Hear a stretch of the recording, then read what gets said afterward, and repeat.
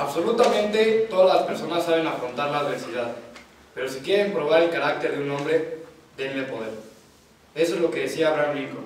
Y el día de hoy estamos para debatir la moción. Esta casa cree que los casos graves de corrupción deberían ser considerados crímenes de lesa humanidad.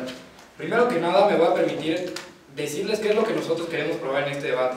Y lo que nosotros queremos probar en este debate es que, número uno, los casos graves de corrupción, y de hecho los casos de corrupción en general, causan el suficiente daño y perjuicios como para ser tipificados y castigados como un crimen de lesa humanidad. Después voy a decir un poco por qué.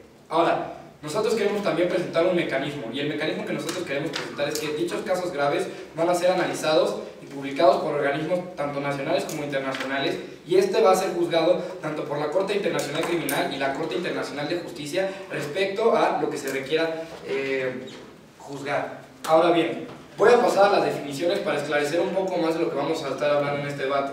Como casos graves de corrupción, nosotros lo definimos como una manipulación de influencias a través de recursos económicos, políticos, sexuales o de cualquier otro tipo que atente contra la preservación de la integridad pública, privada e individual con el fin de obtener un propio interés.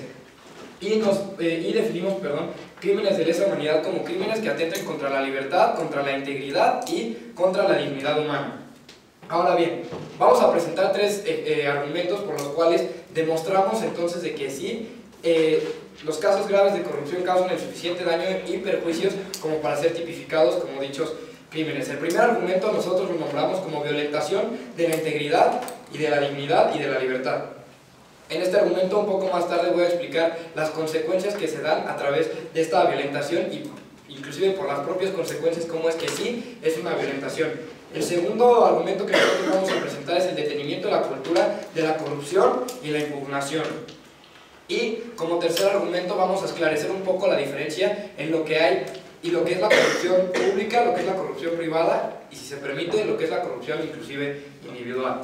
Por ello empiezo a mencionar los tres argumentos. El primer argumento: ¿por qué es una violentación de la integridad y de la dignidad? Porque es el uso de un medio para obtener un fin. Y no importa si este medio sea un grupo de personas, si sea una persona en específico, si sea una institución pública, si sea una empresa, si sea algún acuerdo, y porque no solamente atentas contra la integridad individual de todas y cada una de las personas a las cuales existe esta afectación mediante el crimen de la humanidad, pero también se genera una escala de perjuicios y que a largo plazo y a la alta siguen siendo afectaciones profundas negativas. Vamos a pensar en el caso, por ejemplo, un caso que sucedió aquí en México, y después vamos a irnos ampliando un poco más hacia otro tipo de consecuencias que después va a explicar mi compañero un poco más y va a ahondar en esa parte. Vamos a pensar, por ejemplo, en el caso de Walmart al momento de querer sobornar al gobierno federal y hacer uso de influencias, al hacer uso de este tipo de recursos económicos con el propósito de obtener un interés. ¿Cuál era este interés? El poder hacer plantas en lugares donde no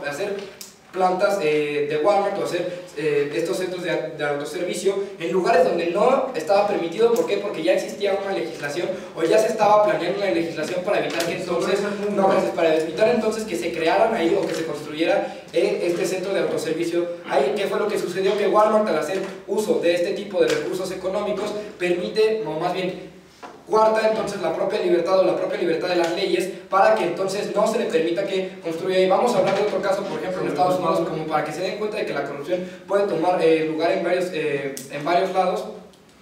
Pero antes tomo su punto. En el caso de Walmart, ¿quién sería el culpable? ¿Las instituciones fallidas, la gente de Walmart? Gracias. Son los dos. Le voy a explicar por qué son los dos. Uno por aceptarlo y el otro por hacer el soborno. ¿Y qué es lo que nosotros queremos promover aquí? Uno, que digan que no y que ni siquiera se les ocurra a las personas el dar este soborno. Ahora, bien, iba a mencionar el otro caso para que se demuestre cómo es que la corrupción sí está presente en varios lados. Vamos a pensar en el caso de la NFL, en el cual se desinflaron los balones para que los Patriotas entonces pudieran obtener el fin que deseaban, que era conseguir el pase al Super Bowl, y entonces a partir de este pase al Super Bowl pudieran ellos generar mayor utilidad al momento de ganar el bono que se le da a los equipos deportivos que ganan el Super Bowl. Ahí hubo un manejo de influencias. ¿Por qué? Porque fue el desinflar los balones, fue el de hacer reportes o hacer maquillajes en los propios reportes para que se mostrara corrupción. No, gracias. Ese son el tipo de consecuencias, no solamente violentas a la persona a la cual realmente está haciendo el caso de corrupción, sino inclusive a toda una industria en general. ¿Por qué? Porque se pierde esta credibilidad, y si la gente pierde esa credibilidad y pierde esa legitimidad, entonces ni siquiera tienen el propio incentivo de hacer una denuncia o de hacer o de depositar su voto de confianza en las propias industrias o en las propias instituciones, el cual es el segundo argumento que nosotros presentamos. No, gracias. Que es el detenimiento de la cultura de la corrupción y de la impugnación. Al momento en el que tú tipificas esto como un crimen de lesa humanidad, número uno, incentivas a que la gente ya no lo haga. ¿Por qué? Porque se sabe que los propios castigos que puede imponer la propia Corte Internacional de Justicia, la Corte Internacional Criminal, sí representan una afectación, ya sea para la institución, para la empresa, empezando por la pérdida de la credibilidad y de la deslegitimización. Pero todo su punto. Entonces, básicamente está diciendo que simplemente porque la gente ya no confía tanto en la NFL, lo podemos comprar. Gracias. No solamente que el caso de la NFL, el caso de la NFL era solamente un ejemplo de muchos que existen de corrupción para que la gente entonces comprenda que realmente al momento de perder esta credibilidad, ni siquiera puede saber si las decisiones que está tomando ese tipo de instituciones o ese tipo de empresas son realmente legítimas, o si realmente los propios actos que están desarrollando, no gracias, son realmente legítimos.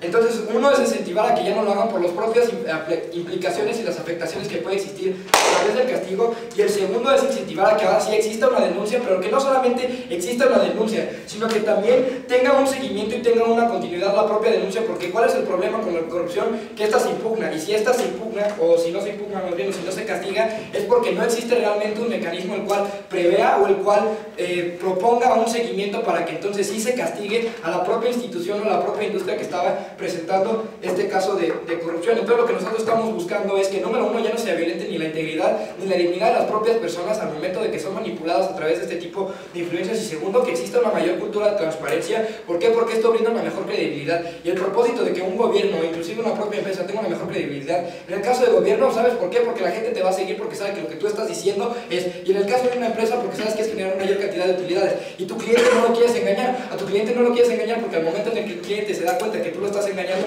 ¿qué es lo que va a suceder? Que ya no te va a querer comprar, y al momento que no te compra ya no generas mayor utilidad, que es el propósito de una propia empresa. Por ello nosotros pensamos que los casos graves de corrupción deberían ser considerados crímenes de lesa humanidad, porque causan suficiente daño y perjuicio como para que realmente se castiguen de ese modo, y entonces que ya no exista ese incentivo a que haya denuncias y que estas denuncias tengan seguimiento. Muchas gracias. Bien, terminado el discurso por parte del primer ministro, líder de oposición, adelante.